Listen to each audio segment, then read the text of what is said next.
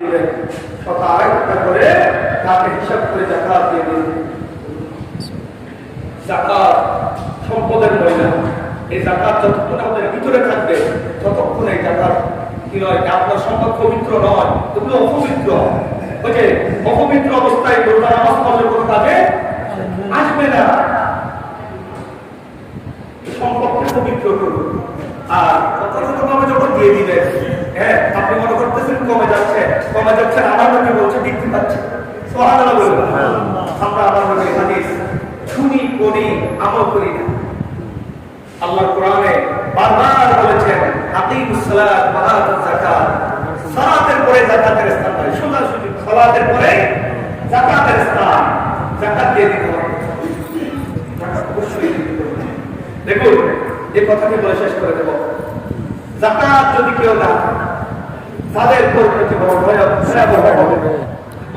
জিবরিল আমিন আলাইহিস সালাম আমার নবীকে যখন মেরাজে নিয়ে যাচ্ছেন, সুবহানাল্লাহ, আমার নবী মেরাজের সফরের মধ্যে দেখতে পেলেন কিছু মানুষ এমন আছে যাদের লজ্জাস্থান সামনে সিরা কাপড়, লজ্জাস্থান সামনে সিরা ছেঁড়া কাপড় দিয়ে ঢাকা, পিছনে ছেঁড়া কাপড় দিয়ে ঢাকা। এবং আমার নবী দেখতে পেলেন তারা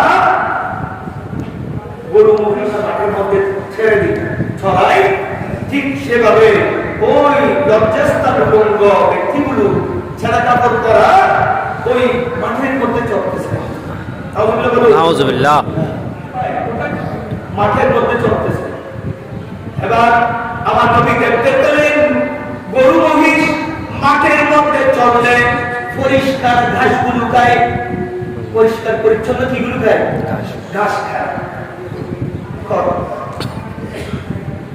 ঘাসের সাধু শব্দ খর, হ্যাঁ পরিষ্কার খাবার গুলো খায়। দেখতে পেলেন মেরাজের রজনীতে কিছু মানুষ মহিষ গরুর মতো মাঠের মধ্যে চড়তেছে, লজ্জাস্থান উলঙ্গ, তারা খাচ্ছে জকুম, কাটা কাটাযুক্ত খাবার, কাটা বড় বড় কাটা, জকুম কোরআন শরীফে অনেক আছে সে বিষয়ে আলোচনা। জকুম খাচ্ছে এবং বড় বড় পাথর খাচ্ছে। আউযুবিল্লাহ। এবার জিবরিল আমাকে প্রশ্ন, ও জিবরিল তাদের এমন কষ্ট কেন, এই অবস্থা কেন? এবার জিবরিল আমি বলল, ওগো আল্লাহর নবী, ইয়া রাসূলুল্লাহ, এরা হচ্ছে ওই সমস্ত ব্যক্তি যারা দুনিয়ার জমিনে তাদের সম্পদের উপর যাকাত খরচ ছিল, তারা যাকাত দেয়নি, সেজন্য তাদের সম্পদগুলো তারা এইভাবে খাচ্ছে। বুঝছেন?